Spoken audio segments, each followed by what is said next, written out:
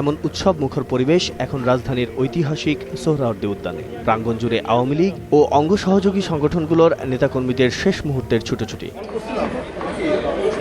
প্রস্তুত নৌকা প্রতীকের বিশাল মঞ্চ, অতিথি, কাউন্সিলর ও পর্যবেক্ষক মিলিয়ে প্রায় 50,000 মানুষের বসার ব্যবস্থাও করা হয়েছে।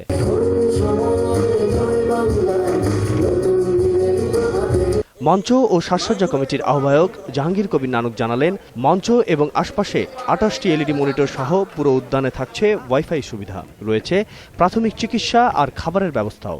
সব দিক থেকে আমরা প্রস্তুত এবং আমরা আশা করছি যে আমাদের সম্মেলন অত্যন্ত সফল হবে। সম্মেলনের সময় শিশু পার্কের পাশ দিয়ে প্রবেশ করবেন দলীয় সভানেত্রী শেখ হাসিনা। বিদেশি অতিথিরাও ঢুকবেন একই পথে। ভিআইপিদের জন্য বরাদ্দ ইঞ্জিনিয়ার্স ইনস্টিটিউটের গেট। কাউন্সিলর ও অতিথিদের নির্বিঘ্নে আসা যাওয়া নিশ্চিত করতেই এই উদ্যোগ বলে জানান দলের আরেক শীর্ষ নেতা।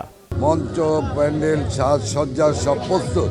বিশেষ আমন্ত্রিত হিসেবে আসছেন তারা টিএসসির পাশে, এটিকে আমরা ভিআইপি গেট বলছি, এই ভিআইপি গেট ব্যবহারের জন্য আমরা অনুরোধ জানাচ্ছি। নেতাকর্মীদের সহযোগিতায় সুশৃঙ্খলভাবেই কার্যক্রম শেষ হবে বলে আশা করেছেন দলের সভাপতি মণ্ডলীর আরেক সদস্য ওবায়দুল কাদের। এই মুহূর্তে আমাদের প্রস্তুতি শতভাগ সম্পন্ন হয়ে গেছে, দায়িত্ব বন্টন করা হয়ে গেছে, আপনাদের রিহার্সেলও হয়ে গেছে।